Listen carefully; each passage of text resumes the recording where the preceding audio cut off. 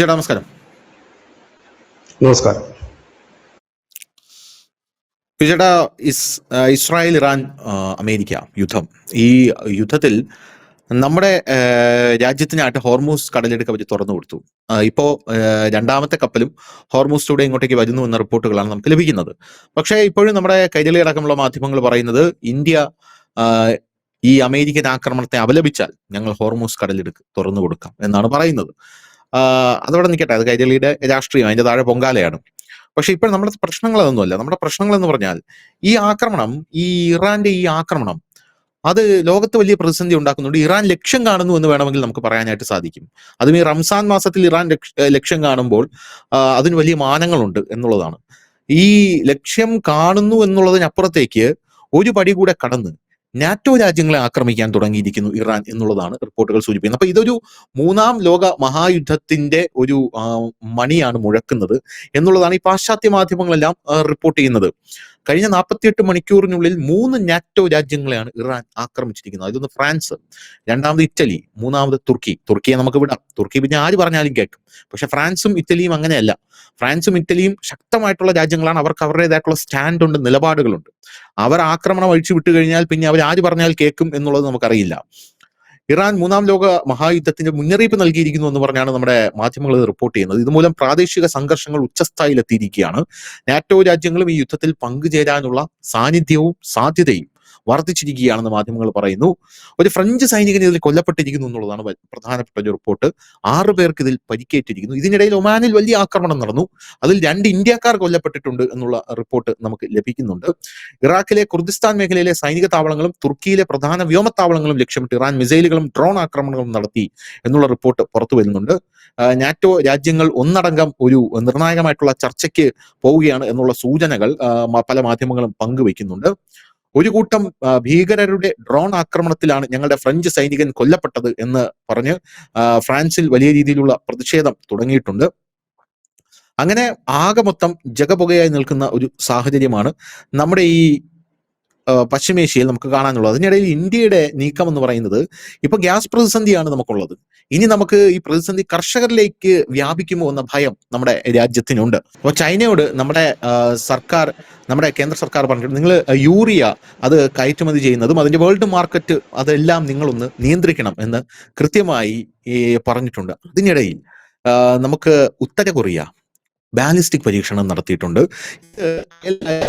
രോഷം ആളിക്കത്തിക്കുന്നുണ്ട് എന്നുള്ള വാർത്തകൾ പുറത്തു വരുന്നു. ഇതെല്ലാം പോട്ടെ, ഇതെല്ലാത്തിനുമുപരി അമേരിക്ക അവരുടെ അവസാനത്തെ വജ്രായുധം പുറത്തെടുക്കാൻ പോകുന്നു. അമേരിക്ക കരയുദ്ധത്തിന് ഇറങ്ങുന്നു എന്ന റിപ്പോർട്ടുകളാണ് പിന്നീട് നമുക്ക് ലഭിക്കുന്നത്. ലോകമാധ്യമങ്ങൾ ചർച്ച ചെയ്യുന്നത് കരയുദ്ധത്തിന് അമേരിക്ക എവിടെയൊക്കെ ഇറങ്ങിയിട്ടുണ്ടോ അവിടെയൊക്കെ കുളമായി പോയിട്ടുള്ള ചരിത്രം മാത്രമേ ഉള്ളൂ. നമ്മൾ കഴിഞ്ഞ നമ്മുടെ ചർച്ചകളിലൊക്കെ ചർച്ച നടത്തിയാണ്. അഫ്ഗാനിസ്ഥാനിൽ എന്ത് സംഭവിച്ചു, വിയറ്റ്നാമിൽ അമേരിക്കയ്ക്ക് എന്ത് സംഭവിച്ചു, ഇറാഖിൽ എന്ത് സംഭവിച്ചു. സമാനമായ രീതിയിൽ ഇറാനിൽ ഇറങ്ങാൻ പോകണം. ഇറാനാണെങ്കിൽ നേരത്തെ ബിജുചേട്ടൻ നടത്തിയ ചർച്ചകൾ വെച്ച് നോക്കുകയാണെങ്കിൽ, എന്നോട് പറഞ്ഞത് ഓർമ്മയിൽ നിന്ന് എടുക്കുകയാണെങ്കിൽ, ഇറാനും അമേരിക്കയും തമ്മിൽ വ്യോമയുദ്ധം ഉണ്ടായി കഴിഞ്ഞാൽ, ആകാശമാർഗമുള്ള യുദ്ധം ഉണ്ടായി കഴിഞ്ഞാൽ ഇറാന് മേൽക്കൈ കുറവാണ്. പക്ഷെ കരയുദ്ധത്തിൽ ഇറാന് മേൽക്കൈ വളരെയധികം കൂടുതലാണ് എന്നാണ് ഞാൻ മനസ്സിലാക്കുന്നത്. അപ്പോൾ ഇങ്ങനെ ഒരു സാഹചര്യം ഉടലെടുത്തിട്ടുണ്ട്.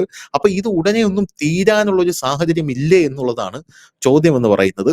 ഈ ഹോർമൂസുമായി ബന്ധപ്പെട്ടുള്ള അടുത്ത നടപടികൾ എന്തായിരിക്കും ഉണ്ടായിരിക്കും? ഈ ഇന്ത്യയിൽ നിന്ന് ഇങ്ങനെ തെറ്റിയും തെറിച്ചും കപ്പലുകൾ വന്നാൽ പോരല്ലോ. നമ്മുടെ ആ ചരക്ക് ഗതാഗതവും നമ്മുടെ എണ്ണ ഗതാഗതവും എല്ലാം പുനഃസ്ഥാപിക്കേണ്ടതായിട്ടുള്ള ഒരു പ്രഷർ ഇപ്പൊ തന്നെ നമുക്ക് വന്നിട്ടുണ്ട്. അത് ആ അവസരം നമ്മുടെ രാജ്യത്തെ പ്രതിപക്ഷം നല്ലപോലെ മുതലെടുക്കുന്നുണ്ട്. അപ്പോൾ ഈ ഒരു സാഹചര്യത്തിൽ ഈ ഇറാന്റെ ദൂതൻ നമ്മളോട് പറയുന്നത് ഇന്ത്യക്ക് ഒരു കുഴപ്പവും വരില്ല, നിങ്ങൾ ഞങ്ങളുടെ ഉറ്റ സുഹൃത്താണ് എന്ന് ഇറാന്റെ ദൂതൻ പറയുമ്പോഴും നമുക്ക് ചില പ്രശ്നങ്ങളൊക്കെ നേരിട്ട് തുടങ്ങിയിട്ടുണ്ടല്ലോ. എന്താണ് അഭിപ്രായം? ഇപ്പൊ ഇന്ത്യയെ സംബന്ധിച്ച് ഒരു വലിയ പ്രതിസന്ധിയാണ്. കാരണം ക്രൂഡ് ഓയിൽ, ആ പ്രതിസന്ധി ഇപ്പൊ നമ്മളെ വലുതായിട്ട് ബാധിക്കില്ല.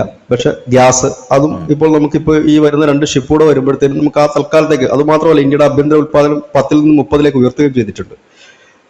അതിനേക്കാളും നമ്മൾ അഭിമുഖീകരിക്കുന്ന പ്രശ്നം വളം ആണ്. വളത്തിന്റെ പ്രതിസന്ധി നമുക്ക് ഇപ്പൊ തുടങ്ങിയതല്ല, പണ്ട് തൊട്ടേ ഉള്ളതാണ്. അതായത് ഉടനെ വന്നതൊന്നുമല്ല. കാരണം നമ്മളത് വളം ഇറക്കുമതി ചെയ്യുന്ന ഒരു രാജ്യമാണ്. LPG കിട്ടാതാകുമ്പോൾ ഈ വളം ഉത്പാദനത്തിന് പല പ്ലാന്റുകളും പൂട്ടേണ്ടതായിട്ട് വരും. ഇതൊക്കെയാണ് കാരണം ലോകത്തിലെ ഏറ്റവും വലിയ വളം ഉത്പാദക രാജ്യം, യൂറിയ ഉത്പാദിപ്പിക്കുന്ന രാജ്യം എന്ന് പറയുന്നത് ചൈനയാണ്. അപ്പോൾ അവർ നമുക്ക് ഷോർട്ടായി വന്നപ്പോഴാണ് നമ്മൾ കഴിഞ്ഞ പ്രാവശ്യം പുടിൻ വന്നപ്പോൾ നമ്മൾ ഈ ആവശ്യം ഉന്നയിക്കുകയും പുടിൻ നമ്മുടെ 4ഓളം കമ്പനികൾക്ക് റഷ്യയിൽ അനുവാദം നൽകുകയും അവിടുന്ന് യൂറിയ ഉൽപ്പാദിപ്പിക്കാം എന്ന് പറയുകയും ചെയ്തു. ഇതൊക്കെ നമ്മൾ പറയുമ്പോൾ ആൾക്കാർ കമ്പനി സ്ഥാപിച്ചില്ലെന്ന് വെച്ചാൽ ഇത് കളിപ്പാട്ടമല്ലല്ലോ കൊണ്ടുവെക്കാനായിട്ട്. അതിനൊക്കെ ഒരുപാട് പ്രൊസീജിയർ ഉണ്ട്. നമ്മളൊരു കരാർ ഒപ്പിട്ട് കഴിഞ്ഞാൽ തന്നെ അതിന് ഒരുപാട് പ്രൊസീജിയർ ഉണ്ട്. ടൈം എടുക്കുന്ന ഒരു കാര്യമാണ്. ഇതൊക്കെ നമ്മൾ അഭിമുഖീകരിക്കുന്ന പ്രശ്നമാണ്. പക്ഷെ ഇവിടെ ഈ കരയുദ്ധത്തിന് പോയി കഴിഞ്ഞാൽ അവർ വിജയിക്കില്ല എന്ന് പറയാൻ കാരണം ഇറാന്റെ ഒരു ഭൂപ്രദേശം തന്നെയാണ്. അവിടത്തേക്ക് വലിയ രീതിയിൽ ഒരു ഫോഴ്സിനെ ഇറക്കിക്കൊണ്ട്, കാരണം ഇപ്പോൾ ഇന്നലെ ട്രംപ് പറഞ്ഞിരിക്കുന്നത് അടുത്ത ആഴ്ചയോടുകൂടി ഇറാനെ പിടിച്ചെടുക്കുമെന്നാണ് അദ്ദേഹം പറഞ്ഞിരിക്കുന്നത്. അതിന് അദ്ദേഹം അതുകൊണ്ട് തന്നെ ഇന്നലെ കാർഗെ എന്ന് പറയുന്ന അവിടെ നിർണായകമായ ഒരു ദ്വീപുണ്ട് ഇറാനിൽ നിന്ന് 28 കിലോമീറ്റർ അകലെ മാറി നിൽക്കുന്ന ഒരു ദ്വീപ്. ആ ദ്വീപിൽ ഇന്നലെ കനത്ത ബോംബിംഗ് ഇന്നലെ അമേരിക്കൻ സഖ്യകക്ഷികൾ നടത്തിയിട്ടുണ്ട്. അത് അവരുടെ സൈനിക കേന്ദ്രങ്ങളാണ് തകർത്തത്. പക്ഷെ സൈനിക കേന്ദ്രം മാത്രമല്ല ഇറാൻ അവിടെ ഉള്ളത്. ഇറാന്റെ 90% എണ്ണ കയറ്റുമതിയും നടക്കുന്നത് ഈ ദ്വീപ് വഴിയാണ്. ഇവിടെയാണ് അവരുടെ മെയിൻ എണ്ണ സംഭരണശാലകൾ, എണ്ണ കയറ്റുമതി കേന്ദ്രങ്ങളൊക്കെ. ഇത് തകർത്തു കഴിഞ്ഞാൽ ഇറാൻ അതോടുകൂടി അവരുടെ സാമ്പത്തികമായി തരിപ്പണമായി പോകും. കാരണം പിന്നെ അവരുടെ കയ്യിൽ ഒന്നുമില്ല. അപ്പൊ ഈ ഒരു സാഹചര്യമുണ്ട് ഇതിനകത്ത്. ഇത് തകർക്കണമെങ്കിൽ അത്ര എളുപ്പമല്ല. കഴിഞ്ഞ ദിവസം നമ്മൾ ചർച്ചകളിലൊക്കെ പറഞ്ഞ അവിടുത്തെ പ്രക്ഷോഭകാരികൾ പറഞ്ഞൊരു കാര്യമുണ്ട്. ഈ വ്യോമാക്രമണം നടത്തിയതുകൊണ്ട് മാത്രം ഇവിടെ ഒരു ചുക്കും സംഭവിക്കില്ല. മുകളിൽ നിന്ന് ബോംബിട്ടിട്ട് പോയതുകൊണ്ട് കാര്യമില്ല. കരയിലിറങ്ങി നിങ്ങൾ എന്തെങ്കിലും ചെയ്തു കഴിഞ്ഞാൽ ഞങ്ങൾ പ്രക്ഷോഭമായിട്ടൊക്കെ വരാം എന്ന് പറയുന്ന ഒരു സാഹചര്യമുണ്ട്. പക്ഷെ ഇവിടെ അതിനുള്ള സാധ്യതകൾ എത്രത്തോളം ഉണ്ട്? കാരണം അമേരിക്കയെ സംബന്ധിച്ച് പറഞ്ഞു കഴിഞ്ഞാൽ അവരുടെ സൈനികരെ വലിയ രീതിയിൽ കൊണ്ടുവന്ന് തന്നെ അവിടെ വിന്യസിക്കേണ്ടതായിട്ട് വരും. നിലവിൽ ഇറാന്റെ ഏതെങ്കിലും ഒരു കക്ഷിയെ ഇവരുടെ കയ്യിൽ കിട്ടിയിട്ടില്ല. അഫ്ഗാനിസ്ഥാൻ സ്ഥിതി വ്യത്യസ്തമായിരുന്നു. ഈ അമേരിക്കയ്ക്ക് പൈസ കൊടുത്തു അല്ലാതെയും വിലക്ക് വാങ്ങാൻ കഴിയുന്ന ചില ഗ്രൂപ്പുകൾ അഫ്ഗാനിസ്ഥാനിലുണ്ടായിരുന്നു. അതുകൊണ്ടാണ് അവർക്ക് 20 വർഷമെങ്കിലും പിടിച്ചു നിൽക്കാൻ കഴിഞ്ഞത്. ഇറാഖിൽ വേദമുണ്ടാക്കാൻ ചില ഗ്രൂപ്പുകളെ കുർദുകളെ അവർ അടുപ്പിച്ചു നിർത്തി.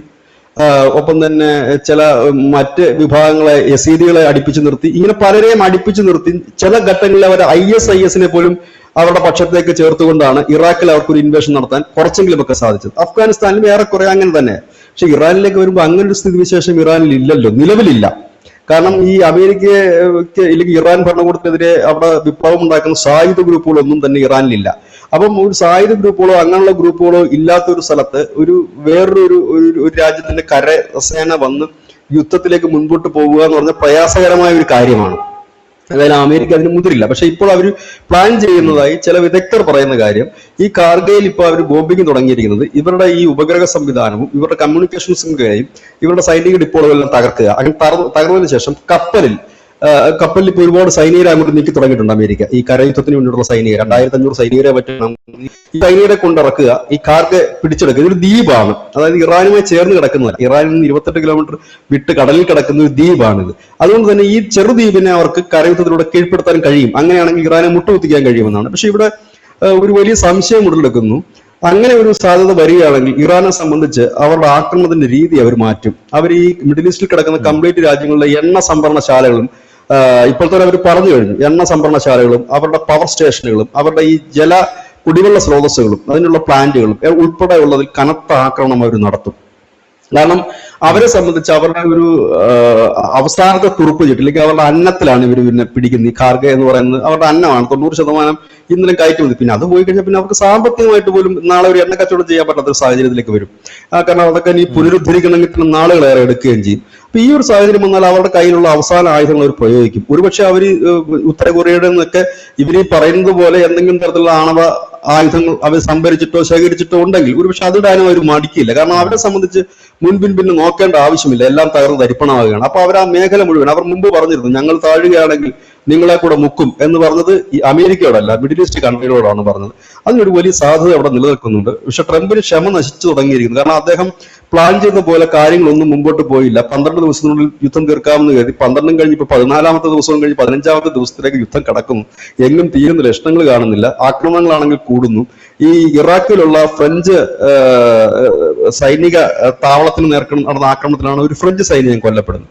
അത് ഫ്രാൻസിന്റെ പ്രശ്നം എന്താണെന്ന് വെച്ചാൽ അവർ യുദ്ധത്തിന് പോയവരായിരുന്നില്ല, പകരം ഈ എന്താണ് പറയുന്നത്, സാമൂഹിക സുരക്ഷയ്ക്കും മറ്റും ഒക്കെ പോകുന്ന ചില ഗ്രൂപ്പുകളുണ്ടല്ലോ, അതിന്റെ ഒരു അകമ്പടിക്കാരായിരുന്നു, യുദ്ധത്തിന് പോയ ഗ്രൂപ്പുകളല്ല. അതുകൊണ്ടാണ് ഫ്രാൻസ് രംഗത്ത് എത്തിയിരിക്കുന്നത്. മറ്റൊരു കാര്യം വെച്ചാൽ 3 ഇന്ത്യക്കാർ ഇതുവരെ കൊല്ലപ്പെട്ടിട്ടുണ്ട്. 2 പേരല്ല 3 പേര് കൊല്ലപ്പെട്ടിട്ടുണ്ട്.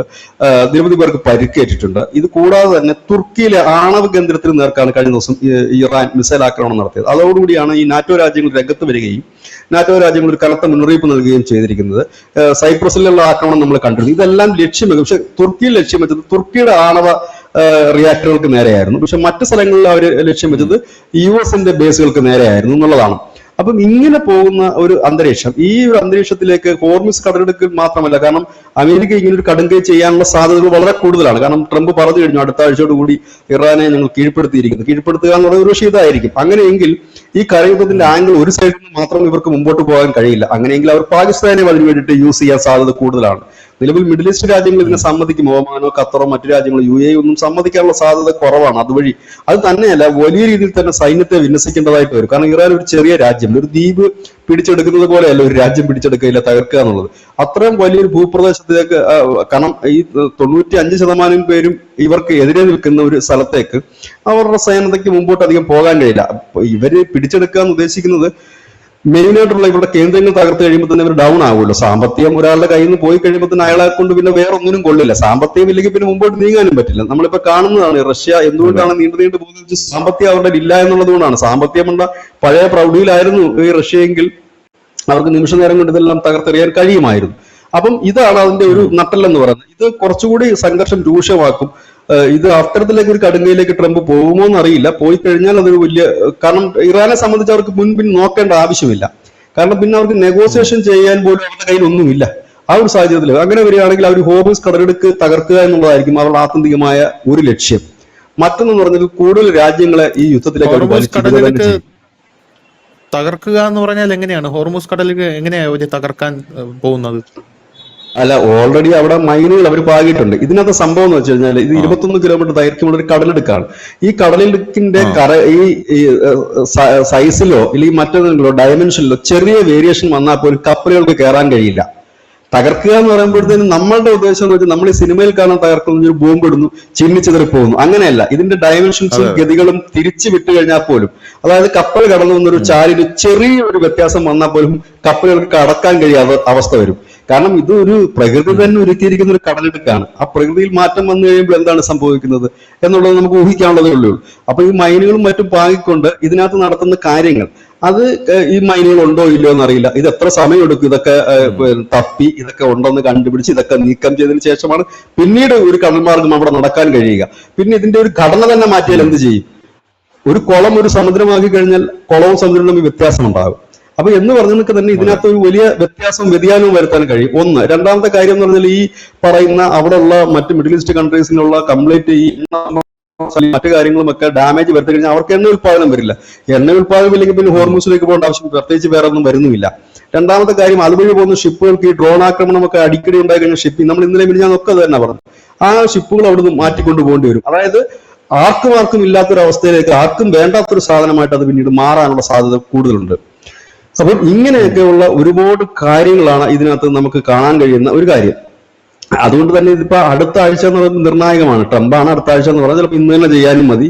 കാരണം ട്രംപ് പറയുന്നത് നമുക്ക് ഇത് ചെയ്യാൻ പറ്റില്ല, നമ്പാൻ പറ്റില്ല. ഏതായാലും ട്രംപ് പറഞ്ഞിരുന്ന ഒരു കാര്യം, ട്രംപിന്റെ യുദ്ധ സെക്രട്ടറി പറഞ്ഞിരുന്ന ഒരു കാര്യം, ഹേഗ് എന്ന് പറയുന്ന ആ യുദ്ധ സെക്രട്ടറി പറഞ്ഞ ഒരു കാര്യം, അദ്ദേഹം പറഞ്ഞത് ഈ ഇറാന്റെ നേതാക്കളൊക്കെ ഒളിവിലാണ്, ചിലരൊക്കെ രാജ്യം വിട്ടു എന്ന് പറഞ്ഞു. പക്ഷെ കഴിഞ്ഞ ദിവസം അവര് ഇറാനിൽ ഒരു പടുകൂറ്റം പ്രകടനം നടത്തിയിരുന്നു. ആ പടുകൂറ്റം പ്രകടനത്തിൽ ഇറാനിൽ ഇവർ പറഞ്ഞ നേതാക്കന്മാരെല്ലാം പ്രത്യക്ഷപ്പെടുകയും ഈ പ്രകടനത്തിന് നേതൃത്വം നൽകുകയും ചെയ്തിട്ടുണ്ട്. അവര് പറഞ്ഞിരിക്കുന്ന കാര്യം, അതിലൊരു നല്ലൊരു കമന്റായിട്ട് എനിക്ക് ഈ ഇന്നലത്തെ ഒരു കമന്റ് തോന്നിയത് അവരുടെ വിദേശകാര്യ മന്ത്രിയുടെ ഒരു കമന്റാണ്. അദ്ദേഹം അത് എക്സിൽ കുറിച്ചിരിക്കുന്ന കാര്യം ഇങ്ങനെയാണ്: ഇന്ത്യയെ റഷ്യയിൽ നിന്ന് എണ്ണ വാങ്ങുന്നതിൽ നിന്ന് പിന്തിരിപ്പിക്കാൻ അമേരിക്ക കഴിഞ്ഞ കുറെ മാസങ്ങളായിട്ട് സമ്മർദ്ദം ചെലുത്തുകയായിരുന്നു. പക്ഷെ ഒറ്റ ആഴ്ച കൊണ്ട് ഇന്ത്യക്ക് മുമ്പിലേക്ക് അമേരിക്ക മുട്ടുകുത്തിക്കാൻ ഞങ്ങൾക്ക് കഴിഞ്ഞു. ഇന്ത്യയുടെ മുമ്പിൽ അമേരിക്കയ്ക്ക് യാചിക്കേണ്ട അവസ്ഥ വന്നു എന്നാണ് പറയുന്നത്. കാരണം റഷ്യൻ എണ്ണ വാങ്ങരുതെന്ന് പറഞ്ഞ അമേരിക്കയെ കൊണ്ട് റഷ്യൻ എണ്ണ വാങ്ങിക്കൂ എന്ന് പറയിക്കാൻ ഞങ്ങൾക്ക് കഴിഞ്ഞു എന്ന് അരച്ചയുടെ ഒരു പോസ്റ്റുകളും വന്നു. അപ്പൊ അങ്ങനെ രസകരമായിട്ട് അതിനകത്ത് പോകും. പക്ഷെ ഇതിനകത്ത് ഒരു രീതി അതാണ്, യുദ്ധത്തിന് എങ്ങും അയവ് വന്നതായിട്ട് നമുക്ക് കാണാൻ കഴിയുന്നില്ല, മറ്റുള്ള കാര്യങ്ങളില്ല. പിന്നെ ഇന്ത്യയുടെ നിലപാട് ഇപ്പോൾ തുറന്നു പറഞ്ഞിട്ടുണ്ട്. ഇന്ത്യ പറഞ്ഞത് ഈ യുദ്ധസമാനമായ സാഹചര്യത്തിൽ നമ്മളുടെ ജനങ്ങൾക്കും നമ്മുടെ രാജ്യത്തിനും വേണ്ട കാര്യങ്ങളിലാണ് കേന്ദ്ര സർക്കാർ കൂടുതൽ ശ്രദ്ധ പതിപ്പിക്കുന്നത്. അതിൽ നിന്ന് തന്നെ ഒരു കാര്യം വ്യക്തമാണ്, ഈ യുദ്ധം തീർക്കാനായിട്ട് യാതൊരു നടപടിക്കോ ഇടനിലയ്ക്കോ ഇന്ത്യ പോകുന്നില്ല. നമുക്കിപ്പോൾ ഉണ്ടായ പ്രതിസന്ധി പരിഹരിക്കുകയാണ് സർക്കാരിന്റെ ലക്ഷ്യമെന്നാണ് പ്രധാനമന്ത്രി നരേന്ദ്രമോദി ഇപ്പോൾ പറഞ്ഞിരിക്കുന്നത്. ഈ സാഹചര്യത്തിൽ തന്നെ ഈ അഫ്ഗാൻ പാകിസ്ഥാൻ വാർ നടക്കുന്നുണ്ട്. ഉത്തര കൊറിയയുടെ മിസൈൽ പരീക്ഷണം ശ്രദ്ധേയമായ ഒരു കാര്യമാണ്. പിന്നെ ഉത്തര കൊറിയ മിസൈൽ പരീക്ഷിക്കുന്നത് പുതിയൊരു വാർത്തയല്ല, സ്ഥിരം ഇടയ്ക്കിടയ്ക്ക് പുള്ളി അത് ചെയ്യാറുള്ളതാണ്. പക്ഷെ ഇത്തവണ അതിന് വേറൊരു ചില ആംഗിളും ഇവിടെ നമ്മൾ അതിന് കാണേണ്ടതായിട്ടുണ്ട്. കാരണം യുദ്ധം ഇത് നീണ്ടുപോകും. കാരണം യുദ്ധം നീണ്ടുപോകുന്നതിനകത്ത് റഷ്യക്കും താല്പര്യമാണ്. കാരണം ഇത് അവസാനിക്കണമെന്ന് റഷ്യയും ആഗ്രഹിക്കുന്നില്ല. അതിനിടയിലാണ് അമേരിക്കയിലെ ചില മാധ്യമങ്ങൾ പുതിയ റിപ്പോർട്ടുമായി രംഗത്തെത്തിയിരിക്കുന്നത്. പക്ഷെ സത്യമാണോ അല്ലയോ എന്നല്ലേ, ലോജിക്കലി അത് ശരിയായിട്ട് വരുന്നു. അവർ പറയുന്നത് ഈ ഇസ്രായേലിനും അമേരിക്കയ്ക്കും ഇതൊക്കെ എതിരെ ഒരു വലിയ സഖ്യം രൂപപ്പെടുത്തുന്നുണ്ട്. അത് ഇറാൻ, ഉത്തര കൊറിയ, ചൈന, റഷ്യ തുടങ്ങിയ രാജ്യങ്ങളുടെ നേതൃത്വത്തിൽ ഒരു വലിയ സഖ്യം രൂപം കൊള്ളുന്നുണ്ട്. ഇന്ത്യയുടെ പേരിൽ അതിൽ രൂപം കൊള്ളുന്നുണ്ട്. അതിന്റെ ഒരു ട്രയൽ റൺ ആണ് ഇപ്പോൾ നടക്കുന്നതെന്നാണ് പറയുന്നത്. അതായത് ഇപ്പോൾ ഈ യുദ്ധം താൽക്കാലികമായി അവസാനിച്ചാലും ഇതൊരു കനലാണ്. ഈ കനൽ ഒരിക്കലും കെടാൻ പോകുന്നില്ല. അവിടെ കിടക്കുകയും ഇതൊരു മൂന്നാം ലോക മഹായുദ്ധത്തിന് ഒരുപക്ഷെ കാരണമാകാനുള്ള സാധ്യതകൾ വളരെ കൂടുതലാണ്.